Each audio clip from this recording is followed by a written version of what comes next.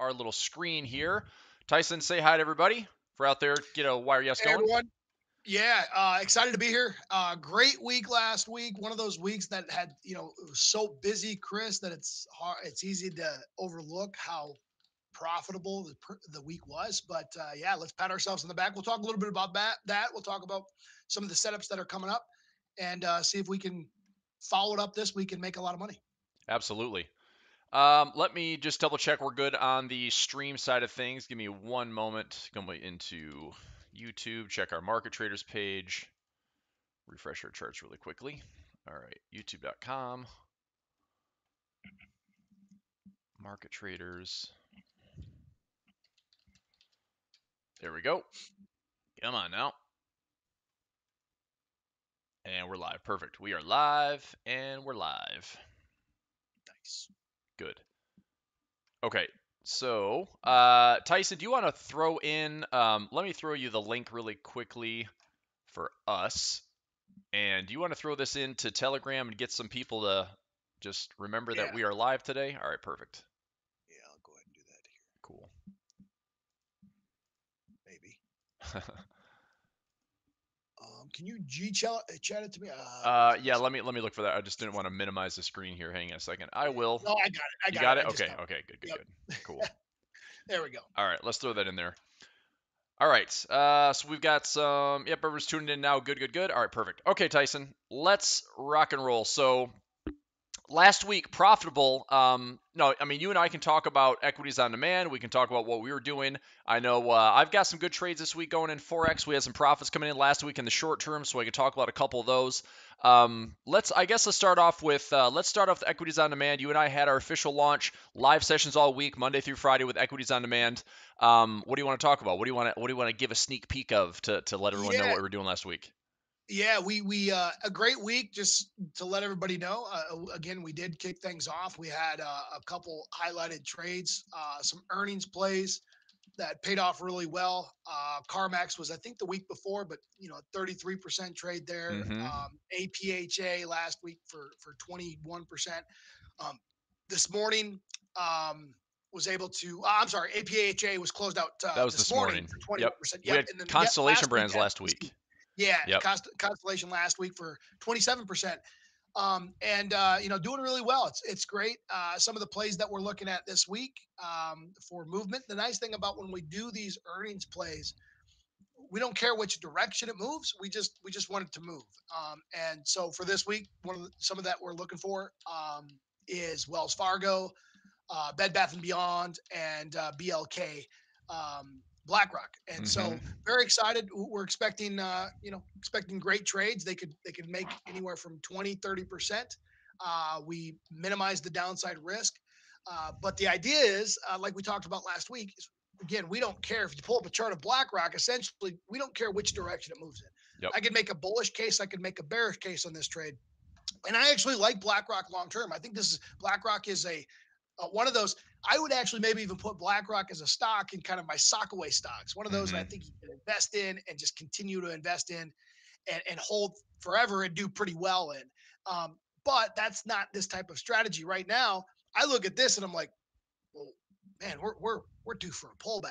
Yeah. But is that pullback going to come now, or is that pullback going to come when it goes up to 850 or Right. 900? I I know. don't know. We just want it to move, and that's Right. what I love about the trades, Chris. Yeah, and I was going to say for this one, Tyson, we talked about this last week with the trade room for equities on demand. And you know what? We're pushing. I mean, we had highs at like 810 last week. I know that before the earnings even come out on, I think it's Thursday pre market, we might be in profit already where we're just going to manage a majority of the profit on actually before the earnings even come out and see if we can kind of mitigate some of the risk on what's left over. But I mean, we're looking at an upside here. Like I think 830 was kind of our upside where we're like, that's what we wanted to see. That's what we want to see on the upside and make sure we can collect as much as we can, especially on that call side. Yeah, and I think before Thursday we could get to 820. And the Hmm. cool thing about is if we get to 820, so we got to do a trade that costs us $24.50. Yeah. So the way that we structured this is if we get to 820 before earnings, we'll be able to close that call side out, Chris, for a guaranteed profit. Now we didn't make a lot. We made 50 cents, maybe $1 on the call side, but we'll be able to close it out with a guaranteed profit, keep the put side open, and then reestablish on Wednesday afternoon, reestablish for the actual earnings. And so we're going to manage this really well. Obviously, the hope is, and we don't trade by hope, but my Right. hope would be, hey, we rally up to 820. We're able to get some profits on what we have now and reestablish. If we don't, then that's all right too. We'll just Yep. stay in the position we're in. Yep, for sure. So we Yeah. have BlackRock that we're in. Tyson said Wells Fargo, so that's WFC. We're in as well. This one's going into earnings this week. STZ was one we closed out on last week for earnings. And interesting, Tyson, we actually had this fill for another. Well, not fill yet, but we took the trade today on STZ for another strategy of ours. Yeah. I'm curious. I mean, it kind of feels like we're cheating. Like it's kind of a lot of double dipping here on STZ. Yeah. But That's still, good though. yeah. And the same thing holds true, Chris. You're going to see this in. I hate to keep kind of going all over the board, but you're going to see the same thing in J&J. We're going to trade in J&J Hmm. out to the end of the month from a trade that set up last week, Right. and J&J has earnings in 2 weeks, and so Oh it's actually a wow. really Yeah. nice play because we're getting the earnings benefit, and we're in a trade that we're expecting. So just so you guys know, J&J, we're expecting it to push up towards 167, 167.50, and if it does, we're risking right around 65 cents for an opportunity to make like $1.20 or more, Right. $1.50 or more. Right. And so and if it pushes up to that 167, and we have the catalyst of the earnings that could help us out with that, Chris, and that's I Absolutely. think next week or the week after. So that's a really nice trade too. So yeah, when you learn how to trade these things, you can kind of, the nice thing about learning how to trade stocks and options is traders can, um, if you give yourself enough time in the right asset classes, you should be able to manage most of your trades into a winning proposition. Now, maybe not today, maybe not this week, but over time, we should be able to manage most of our trades into winners that we get filled in, which is really powerful. The only asset class that I know I can say that about is options, Yeah. because they're options. The definition, there's so many different options we can do. We can own stocks that we like at lower prices. We can sell stocks that we own at high prices, whether we own them or whether they're at that level or not. And there's just so many things we can do, which is also some of the reasons why people get kind of overwhelmed when it comes to options. But that's another big thing is, like, everybody who's with us in these equity on demand sessions, we're doing this all year long. So every day that goes by, if somebody gets a little confused at what we're talking about, because there's 4 or 5 different strategies, somebody gets confused, hey, we're going to be doing the same thing tomorrow. And over time, Chris, I will say, if a student walks away just mastering even just one of the strategies we teach them, it's going to be an amazing return on their investment. I'm confident in that. Definitely. I agree. Let Yeah. me do here. But in the There. meantime, I also, Chris, I want to talk when we can. I would love to talk about some of the stock stuff is good. Again, Yep. this week with BlackRock BlackRock and Bed Bath & Beyond and Wells Fargo and all Yep. that. But I want to talk about the dollar Swiss too. I Dollar like it. Swiss, dollar Swiss. For those that remember, dollar Swiss was one of our forecasts for this year. Mm-hmm. We were looking for a rally, and Yep. if you remember, we were talking about how it was putting in certain patterns, looking for a rally. My overall target is up to the 2020 high, which is basically right at 1. Yep. And I think we're going to get there, Chris. And I love this pullback. We've been right on this trade. It's been really running great. Now we're getting a pullback into low prices, which is exactly what we want to see for that next leg higher. So I'm looking at some of my trades and kind of my levels, and I'm looking at the dollar Swiss, and I don't know if we're going to get there, but I would love if price could get down to 91.60. That's going to be right around my next really aggressive buy zone. And Okay. I think we could start to structure trades and hold it for a fairly long time and write it all the way up to 1. What do you think of that? I love it. In fact, last week in the trading room, Tyson, my trading room, Flex trading room, we started to deploy the Price Action Pro. If you can see my screen here, this yellow box, we just turned this entire yellow box into a big buy area for us. So we're waiting for confirmation on a 1-hour chart. We're letting price basically fall. Right now look, first off, we were long in here, in here, in here, in here, in here, here. We were really long on dollar Swiss. We had to wait for probably 4 to 6 months to get this thing to pay us, but everybody was happy when it finally paid us. And I said, 9,300, 9,350 is a great spot. This little level right there, right around 9,350 would be fantastic. A lot of profits to be made. So that was leg one of the trade. Now that it's pulling back, think of it this way. We have a low, we have a high. If we're looking for a higher low to form, we're just looking for the confirmation to buy in here and then ride this thing up to a new high. Now, there's conservative levels to look at it. Tyson already has this big, kind of, let's just think of parity, right? That's 1.00. If we ride this thing all the way up to parity, that would be essentially this, this swing. Look at where that 618 extension takes us, Tyson. Right at that 99 mark, right into that window at 1.00. So all of this if you're just familiar even somewhat with Fibonacci's, if we pull back to the 382, the 50, the 618, look for bullish confirmations. That'd be my note in here, is looking for bullish confirmation. Any system or strategy that you're using, anything simple, like look for trendline breaks, look for bullish candlestick formations.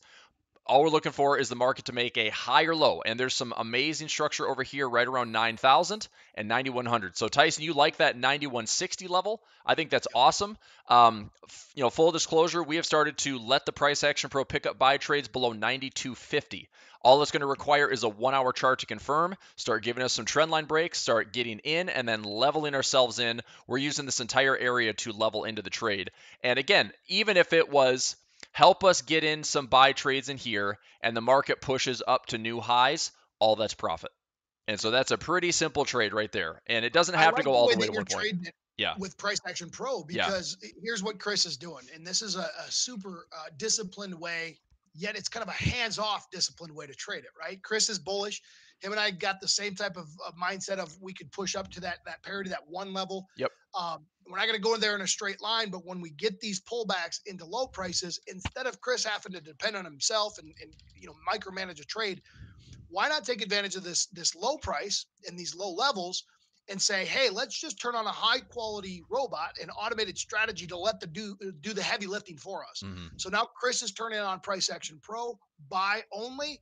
And here's the best part about that is Chris, price could keep falling from 92.20 down to 91, and you might not even take any trades, right? Because you're waiting for that confirmation of the strategy, but you don't have to be in front of your screens, micromanaging every tick. So I really like the idea of whatever automated strategy you like, whether it's a Price Action Pro, Bull Bear Max, Right Trader, Target Trading, Turning Point Max, whatever it might be, turning on buy only in this area right now is absolutely awesome. I love that play, Chris. Yeah, and we've got a lot of things we can look at here. I think it's a great crown pattern in the higher time frame. We have pockets like crazy. We have targets that have been missed. We've got supply levels way up here at that 9,900 level. We have the high. I know, Tyson, this doesn't happen very often, but if I'm not mistaken, is this a money flow pattern that printed on like the weekly chart? It is. It was a bearish money flow pattern rolling in, or it's a bearish money flow pattern rolling into this month. Yeah. And so here's the pattern I'm looking for. If you see, we could rally up. Don't temper your enthusiasm a little bit, I think, on this next push. We're sitting at a level of demand that I think we're going to get a bounce back up to about 93.50 on. Yep, we're going to create a right tip, and then we're going to have kind of a measured move down for that next really great buy. So that measurement is going to have a similar move down. Yep. And so I think we're going to bounce from here, rally up from 92.20 to about 93.50. Mm-hmm. 93.50 takes us down to that 91.60 level. Yep. That's where I want to be an aggressive buyer. Yep, agree. And so I'm sure that this is probably going to jive pretty well with what you're talking about here, Tyson. If we take a fib from this high to low, let's say we put in a low right here, not guaranteed to be the low, but you're looking for a pullback around that 50618, take us down to that, 127 to 618. So basically this is in the near term, expecting there to be some type of pullback into here, excuse me, here, that would establish that, corrective move down into this area. And that's where we're starting to look at those more aggressive buy cycles. Fair? Absolutely. Yeah. Okay. Yep. I think that's a great trade. So essentially what I would do, what do you think of this, Chris, to manage the trade just a little bit more than turn on Price Action Pro or any strategy you like as far as the automation, let it do the heavy lifting on buy only for you up to 93.50. When we get to 93.50, take a little bit. I don't know if I'm confident enough to turn it on sell. No, so I'm not going to sell it. I'm not going to sell it. I would probably take a step back and say, okay, I'm just going to wait. It's either going to break the highs or it's going to come back down to the 91.60 level. So if we break the highs, I'll turn back on buy. If it goes to 91.60, I'll turn on buy, but I think I'll sit on my hands after we get to that. But that would be me. Agree. Yep. I don't really plan on selling the dollar Swiss. I think that I'm going to be medium term, just wanting to buy more of it. I think that Yes. we patiently waited for this giant turn from 87 and change all the way up to 94. To me, this is what's in control. This is the larger swing to me, this low to high. So I'm more interested in this being a big level of more buyers coming back into the market. So that's what I'm So the looking way at. that we would do this is if you have the buy strategy on now, when we get to 93.50, basically from 93.50 to the high is the stay out zone for me. Mm-hmm. Like wait for it to either break above those highs and confirm we're going even higher, Yep. or from 93.50 down to 91.60 would be my stat. So that zone in there from Yeah. 91.60 up to those highs would be my stay out zone after we hit 93.50. But if we go down to 91.60, that's my major buy zone, or break above, that's my major buy zone also. Yep, agree. And it's funny that you say that 93.50 zone, because there is a perfect little pocket right there that I'm watching. So even if, and I told traders this last week, I couldn't help myself. I had to put in Price Action Pro and start looking at this trade, because even if this thing slides lower, I think we're coming back to that area at least. So I might level myself in here and get the trade back up there and take some nice profit. But like I said, as far as setting this up medium term, let's get this corrective move. Let's get these buy levels here, and then we can look for that larger swing that makes the new highs, takes us to that 97, 98, 99, and we can. I mean, this Tyson, no joke. This could be a trade that for the entire year. I mean, for me, like this could be a trade that I generate like 10, 15, 20% profit on. Like it's that I big of was a just trade. thinking that this is one of those trades. If we get to those 91.60 levels Yep. again, I think this is one of those trades you want to be patient on, Yep. and you want to ride it and squeeze out as much as you, because I am as confident as I could be that we're going to one before the end of the year. I love it. I love it. Yeah. And I see Denise says that Dallas was starting to see some more divergence on the 4-hour chart. Excellent. That's great to see. Yeah, if it drifts down a little bit more, Denise, I'm right there with you, and I'm probably going to level in one or two more times to target that short-term 93.50. But again, Price Action Pro is out there doing what it needs to do. Just wait for some confirmation. Trade looks great. Tyson, any thoughts on the Euro Aussie? This is a couple of Forex pairs I was talking about with some traders this last week. We're in some nice profit already. I'm looking for some highs, man. I just want to see if we can break some new highs above 57 or like 56, 60 is a recent high. But my target on Euro Aussie is 6,000 in the near term. What do you think? Yes. So you're Aussie. This does not happen often, guys. I agree with you long term. I think we're going to that 160 level. Okay. We have a bearish money flow pattern for this week. Mm. So, but my target is down to 55.15. So it's not like I'm thinking this thing's going to get tanked down. Sure. So, Okay. and I was super conservative on this trade. Also, the traders will know this in my trading room. We decided that we're not going to sell anywhere in last week's range. So from right here to last week's high, we're not selling. We're waiting until price gets up to about 57.30 to even think about selling. Okay. So it could, what I'm saying is this, I think I'd be a seller at 57.30, Mm-hmm. and I think we could go back down to 55.15. I don't know if we're going to go to 55.15 before we go up to 57.30, but I would want that move to happen this week. So if we don't get to 57.30 this week, Mm-hmm. I probably won't look to take the trade. Okay. So I do agree with you long term. I think we're going to 160. I think we're a little overdone on the upside with where we're sitting. Look for a pullback, but I'll say this to get on the same side as you. I would be an absolute buyer at 155.15 up to 160. Nice. So if it came back into that 55 level, Yep, this air, I absolutely. mean, I'm just looking for some cooperation on the right hand side of the trend line. One thing, it's in my other workspace here, but these harmonic patterns that are excellent on higher time frames. There's a really nice one from here: X, A, B, Yep. C to D. And it created that merge right there. So, I mean, I'm looking to take it right there towards that 160 to 161. The Euro New Zealand has the exact same thing. And so traders with me in the flex room are going bullish on Euro Aussie and Euro New Zealand, and we're trying to ride those out for the next little bit. What's interesting is, April and May, Tyson, typically is a pretty strong trending environment for the Forex world. And we have yet to see like these major breakouts. We had some, early in the year, we had some, obviously some dollar trending. We had some CAD trending the last couple of weeks. We had some Swiss trending. But all this was in February. So I'm kind of really surprised. Like, what is it about April, May? Like, what's the holdup? What is it about April and May that's right now? Like Forex is still pretty quiet. I mean, volatility day to day is still pretty tiny, and it's hard to kind of get a lead on what currency, what basket, if you will, is going to really start trending aggressively. But again, Yeah. just keep paying attention, keep looking for highs and lows and turning points, and we will start to see something that is more of a like sustained trend. I still think that a trend that I'm focused on, I think Tyson is as well, is looking for a sustained Swiss franc weakness. I think CAD Swiss has more room to the upside. Dollar Swiss has more room to the upside. I'd be interested, Tyson, if the Euro Swiss, even though it's not my favorite pair, we did make a lot of profit on it in the flex room this year with this explosive move towards 110.50 and 111. Yep. I think that this also has the potential, if we pull back into previous resistance, all this could be a nice little corrective phase where this is Euro Swiss pulling back, pulling back, pulling back, and we could look for more upside coming on Euro Swiss. So I don't think that's a Well, bad I play think to this continue was to look for fairly it. easy because you look at that explosive move, and I want you to go back to that May 28th explosive move. Yep, May 28th. Um, So like the first breakout last Yeah, right year. there. Yeah, You yeah. see, so I want you to look at that, Yep. students, in comparison to what happened. So, where was the origin? Where did that explosive move after the big move and then the pause and then the explosion up? Mm-hmm. Did price come back down and retest the origin, the origination of that move? It did. Yep. I expect the same thing to happen in the Euro Swiss. And if it comes back down into that area to retest that origination area, Yep. I expect the big. So I would say, the nice buy zone would be 107.6 between 107.60 and 108.50. I think would be a really nice buy area Yeah. if we get back down in there. We're coming down into nice demand levels, along with combining some pocket areas, awesome pockets. I think that's a Mm-hmm. really nice trade.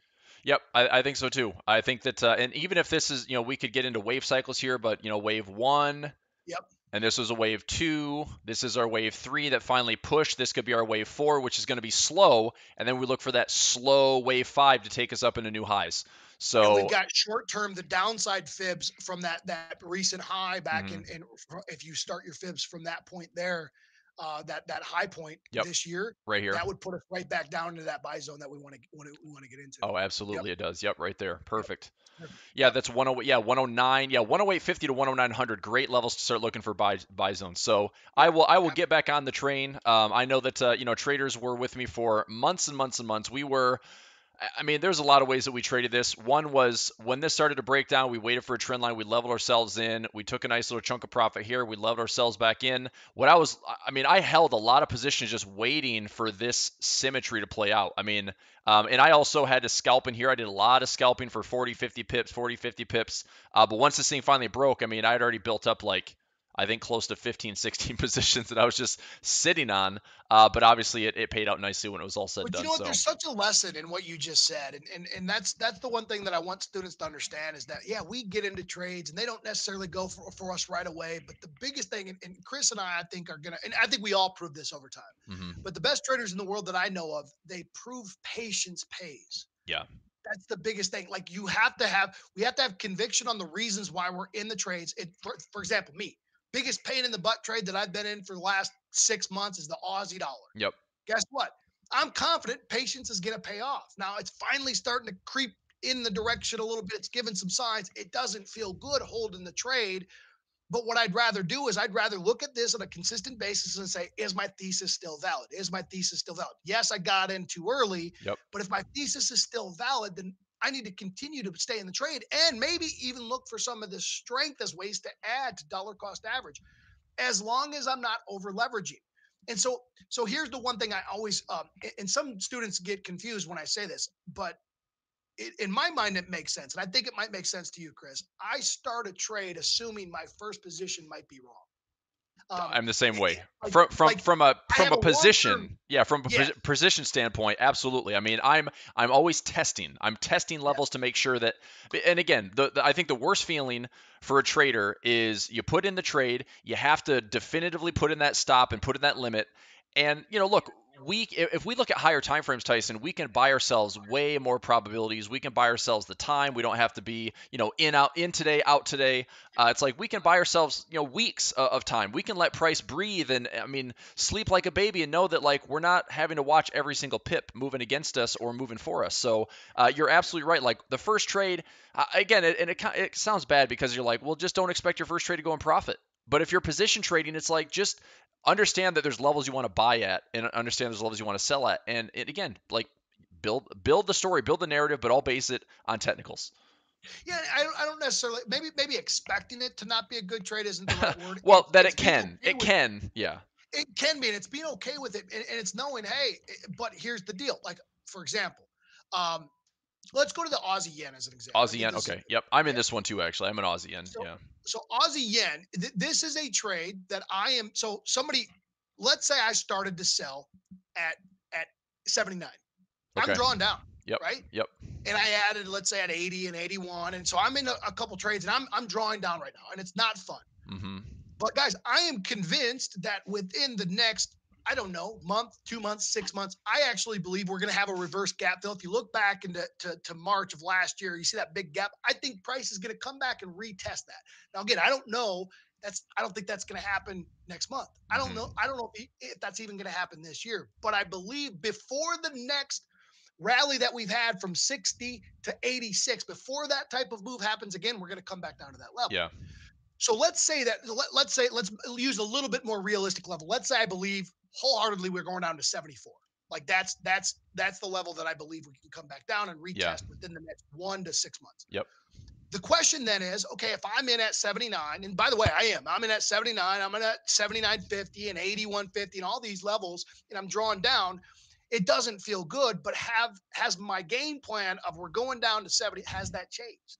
And for me, the answer is no. And then the next thing, and this is going to sound kind of illogical, is okay, Tyson, because we should always ask, okay, if it hasn't changed yet, what can change it? Right.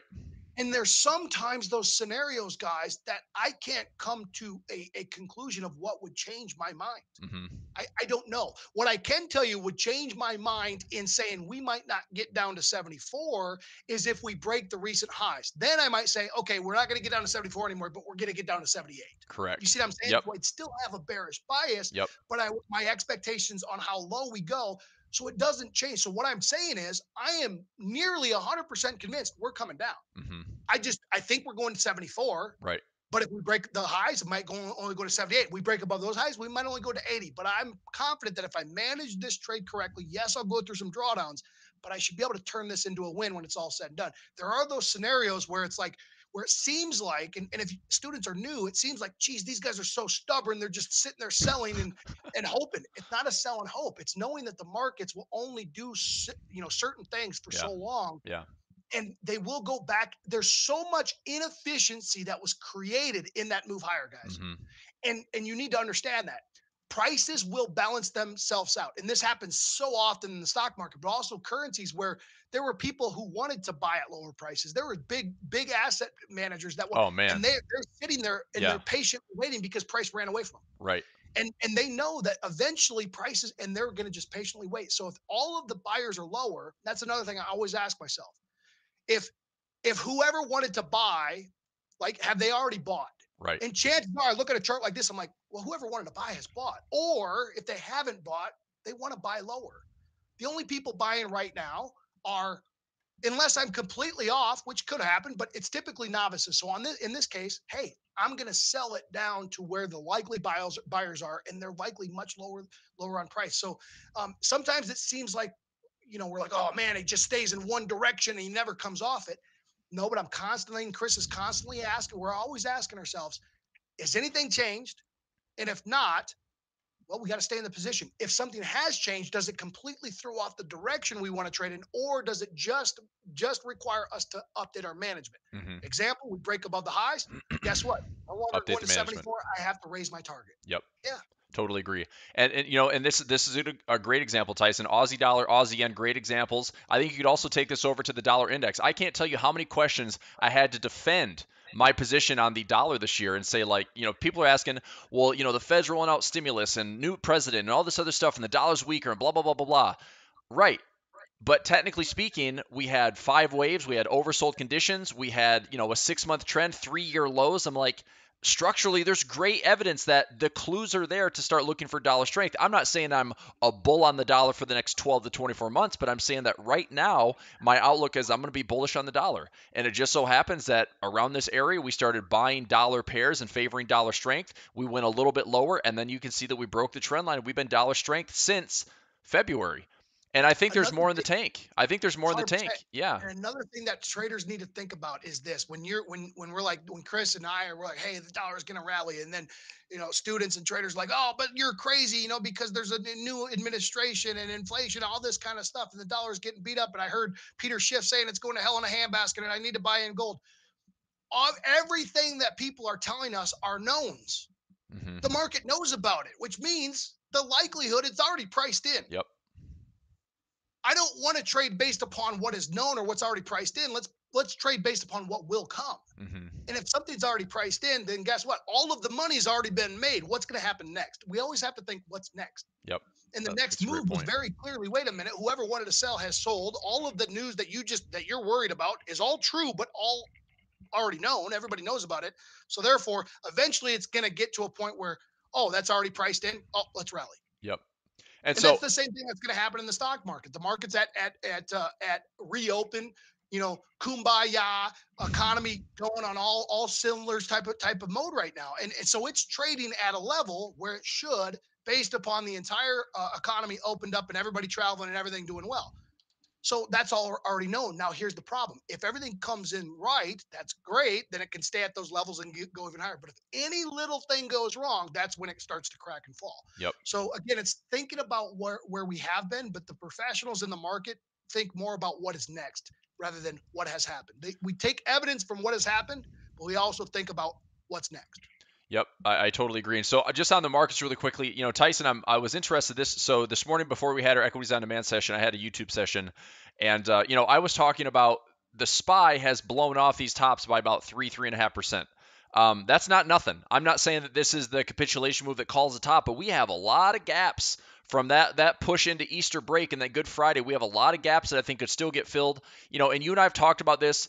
The healthiest way for the bulls to maintain control is to have these pushes, have some pullbacks, have these pushes, have some pullbacks, have these pushes. So the question to you is this a type of week where we just keep grinding higher and we have a violent pullback coming where we look to fill some of these gaps and find past resistance? What I will say is this: if the stock market breaks right now, look at this low, higher low, higher low, higher low, higher low. Right now, these lows are all in control. The bulls are still in control. We're making higher lows. This is all good evidence for the bull markets and the trends to continue. So if we have another pullback and another push higher and another pullback and another push higher, keep watching these lows. Because if the market cannot take out these lows, this bull trend is still very much healthy and intact. The question is, everyone's wondering, when's the top? When's the top? Well, in my opinion, it's when the market actually proves that it's able to come back down, and we'll start to see negative headlines. We'll start to have bad vibes in the market. Everyone's going to get nervous for how red the heat map is. But if we start to take out these lows, if we start to close below those lows, then I start looking at, okay, we actually have a legitimate pattern, to kind of look at a high is a real thing. But I don't think we're there yet. I think that, in the SPY, in the diamonds, and the Qs, as long as this market's making higher lows or trying to make higher lows, even a pullback that could be violent for a couple of days, look for those indecisions, look for those sharp V bottoms, and look for the bulls to keep fighting. I think the bulls, they're dug in deep, man, and the bears are pretty much absent right now, because the other metrics that we're watching, taxes, interest rates, other peripherals out there, like they're not enough. That's not enough to force a catalyst yet. Yeah, so you're right. However, a few weeks ago, we said, yeah, the top's not yet because we don't form a top around basing. Mm-hmm. Well, we're no longer basing. Right. We're blowing off this top. We're In blowing it fact, off. I know. We look back at the last kind of big blow off. Now we broke tops and we kind of chopped higher. Right around that November time in December, we broke the top, but then we chopped higher. But look at this blow off top in August. August And of last year. Yeah, August of last year, we went from August 19th August 19th. Oh, here, yeah, right here. Yep, you're right. September 1st, in a 10, 11, 12 trading day period, we went from S&P 330 to S&P about 355, 354. That's a huge move. And then what followed? A big very pullback. Sharp pullback. Yep. That same type of move on a percentage basis and the number of days happened just now. It's happening right now. Interesting. And so could we be near a short-term top? Well, this is the exact type of picture you look for this is so you create bottoms on capitulation, Yep. massive sellers and sellers and sellers and sellers, and then finally you run out of sellers and then buyers start stepping and you create tops with euphoria. This is Hmm. a perfect sign of what euphoria can start to look like. And I'll tell you, looking kind of euphoric to me. I know. I'm telling you, it's like I think that the gaps that we saw, and again, part of it was like a little bit of holiday trading. Wall Street was closed on Good Friday, but man, did it kick into high gear that Monday. We had a crazy week. Like after Easter, we had a crazy week in the stock market. It was all bullish across the board. Again, April is historically a very bullish month for stocks. If anyone's heard the saying, selling may go away, we're halfway through the month of April. We might push as high as we can, as hard as we can to get to the rest of this month, but we might have again, a necessary retracement, unnecessary correction, and that could, Tyson, that could set us up for a really boring summer. We might have like April's this move, May is this move, and then we sit here in June and July and August, and we kind of wait and see what happens next. As we get out of summer trading, do we try to target the highs again, or do we break that structure and give way to what needs to be a bigger correction? So there's a lot of time, over the summer to kind of see what that, catalyst might look like, or if we finally break structure. But I just think that the amount of volatility the stock markets have seen have also set traders up for this kind of false expectation of what to see in growth. It's crazy. I mean, a downward movement, we could have what 3.5% to the upside. We could have a 3, 4, 5% decline, easy.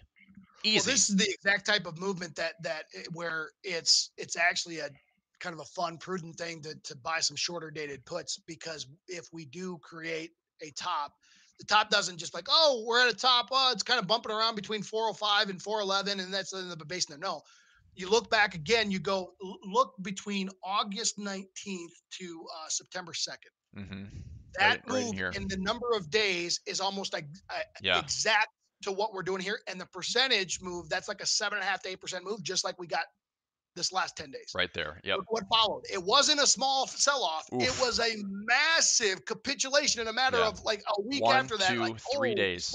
Yep. yes. Yep. 3 So what days I'm took saying all of it is that back. when we put in that top, we could literally see a move back. We could see a move from 411 back down to 390 in a matter of 2 or 3 days. Definitely. And you start to buy some, you know, let's say you go out 2 weeks, let's say, hey, okay, I don't know. I'm gonna take a shot on some puts. And if I'm gonna price out some puts right now at the Okay. money, SPY puts Okay. out 2 weeks. So really this is just a speculation trade. But if I wanted to say, ooh, man, this is kind of that makeup of where we could go, I think we could hit that three. I think my target would be about 390. So that means we have $21 to the downside of target. And if I go out 2 weeks from today, so I go to the expiration, We should go just 30th. let's go to the 26th. 20. Okay. So So, if I go okay. to the 26th, and if I look at the money puts, I can get in those for $4. So I think, and now again, this is if I take this trade, I'm basically willing to give up the whole $4, right? Hmm. It's that type of trade. But I could get in those for $4, and I think if we get the sell off in the next 2 weeks, and why would I think that? I don't know. I don't know what the catalyst is going to be, but technically, I could see it happening. Hmm. Go down to 390. That $4 could turn into $21 within 2 weeks. For It's sure. a really nice return. Yeah. Huge return. It's Yeah. ridiculous. Yeah. But you got to be willing to part ways with that $4. Yeah, that's Yeah. one of those. It's a risky trade Yep. because you're betting against an asset class that has a century long worth of history saying it goes up. So Hmm. however, if it does pay off, it's not one of those trades like you could wake up tomorrow and have $20 in your account, Yep. right? I mean, that trade could go from $4 to $20 overnight Yep. because if it does work out, it typically works out really fast. Hmm. Yeah. That'd be. I mean, that's something we could throw in this week to equities on demand if interested. We haven't really talked about calling tops in the markets because we have a bunch of other stuff going on between our Yeah. our daily trades and our power plays. Like we're in. I mean, today was 3 or 4 we just talked about in session today. We have probably another 5 or 10 to get through just for the week. So um, we We'll we're probably trying to we'll pace. probably keep that amongst us, but that Yeah, I was stuff gonna will say for sure we can progress. talk maybe on Friday with the VIPs on Friday. We could get into that a little Yeah. bit. Yeah. Yeah. All right, man. Well, hey, any other questions for traders out there? I know that trade on the way down. That'd be the plan if we were looking at those put options for the SPY. Again, fairly inexpensive, all things considered, on the SPY, and a great return. But you got to be willing to take that risk. And again, you are calling the top. But I totally agree with Tyson. I mean, you're looking at the same type of move. We've blown off these highs by 3.5%, 4%. This rally from this low, this low at 383 to current price at 410. That's a big move. 410 minus 383. You're talking about a 7% rally that's pretty much straight off the bottom. So, I mean, we've had 7% out of a holiday break, or, Good Friday into Monday's trading, 7% straight up, all bullish. In fact, look at the candles. You haven't had a single red candle since that March 25th close, which is pretty impressive. So, food for thought. Anyway, so we have, stocks, options, super excited what we're doing, equities on demand, tons of traders coming in, and they're getting it. I can tell, either new traders, traders with some prerequisites and some past experience from some familiarity with trading stocks and options. Awesome, they get it really quickly. New traders, we're providing the education, we're providing the hand-holding, we're providing the strategies, we're giving you the educational videos. You're trading with us live every single day. So, is it a lot to soak in and digest in a 2-hour session? Yes, but that's why we do it every day. That's why everything you do is recorded in Equities on Demand.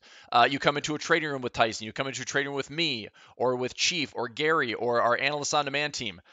You're going to see that there is a process, right? There's a method to our madness. There's the same repetitive things we do to find good trades. It doesn't matter for trading stocks, doesn't matter for trading forex, doesn't matter for in cryptocurrencies, which is a completely other class that's super exciting to trade right now.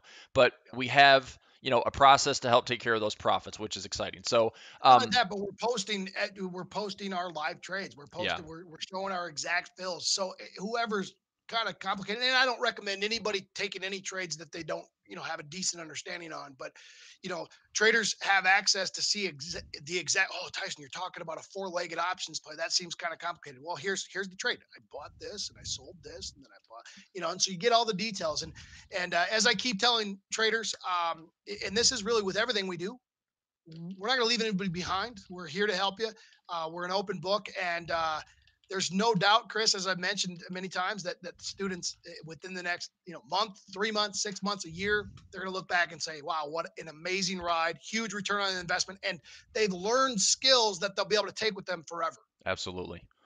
Absolutely. And you're talking about skills that in a, cancel culture, high and heightened unemployment, it's like you're talking about a recession-proof skill. And to me, I say one of the most lucrative side hustles ever, because if you're still working full-time job, you can still learn how to trade. You can still trade part-time. You can still trade for passive income. But it's a skill that nobody can take away from you. So putting in the time and energy to learn it, it's something that, I mean, Tyson, you've been doing it for 20 plus years. I'm creeping up on 20 plus years between stocks and forex. Um, I mean, I would have if I could go back and do it all over again, I would have taken 2 or 3 years off my college career, saved a ton of student loans, and I would have been trading for an extra 5 or 10 years on top of what I've already done it. But everyone has their own journey. Everyone comes to it and finds it. But if you can find it through us and through experts like Tyson and myself and others, again, it's a skill that can't be taken away, and it's a skill that you can learn to set yourself up for success, as well as protect yourself for inevitably when the market just doesn't go up forever, or when you see something that's tradable. I mean, we can exploit this. You can exploit bull markets. You can exploit bear markets. All these things allow us to be really, really nimble for profits in any market direction. So anyway, that's it. Enough PSA for the day, Tyson. I think we can wrap it Yeah. up there. No, you know what? We called out some good trades though. Yeah, for We're sure. looking at some earnings plays we talked about. I'm not I don't know if I'm going to take the trade. I may or may not, but I actually do kind of like the 2 week out put 411 puts in the spy. I think I might. I don't know. I might be willing to give up the $400 to maybe make 2,000. That might be kind Yeah, of cool. yeah, Um, I'm not going to commit to taking it, but I might. But we also talked about the dollar Swiss. I love that yeah, trade, the dollar Swiss. yep. Euro Aussie looks good. I like a little bit of downside at first, but then gets down to some of those levels that I think are going to be really nice to buy. So we talked about a lot of good trades today. Absolutely. So just a quick recap. I'll put it up here. So forex wise, we looked at dollar Swiss, we looked at Euro Aussie, we looked at Euro New Zealand, we looked at Aussie yen, we looked at Aussie dollar. Euro Swiss is another one. I mean, I'm a big fan of all those right now. I think in my earlier session in my YouTube channel this morning, I think we may have looked at CAD Swiss. I'm treating CAD Swiss and Dollar Swiss Tyson pretty much the same. If they fall down to great levels, I'm looking to buy and add to it for more. I took profit on EuroCAD and Euro Pound last week. I still like those trades as well, but these are some great forex setups. Cryptos. I'm just going to say one thing on cryptocurrencies. Keep watching the highs. Keep setting chart alarms to those highs. I mean, I had 4 alerts this weekend. I'm in 9 coins for the most part. Alerts over the weekend because cryptos trade 24/7. So if we keep breaking highs, keep staying with it. Tyson, I'm going to talk to you this week about playing Ripple. I want to spend some time. We can talk about that offline, but I want to spend some time on that. Ripple's at like $1.40, $1.50. I've got to get ready for something maybe up at $3 and have a way to at least protect some profits or take partial positions. So keep watching those highs, keep watching that structure. Cryptos is exciting, stocks and options super exciting. We're doing a ton in equities on demand, and then we got some great setups for forex this week as well. So that'll do it for today, traders. Again, if you would do us a kind favor, and if you're watching live, please hit that thumbs up button for us. Like the video. Look, these AAA sessions, Ask an Analyst, we're doing this every single week. Tyson and I have been running these sessions recently because he and I have been so excited about what we've been doing in equities on demand, and we are incorporating more stocks.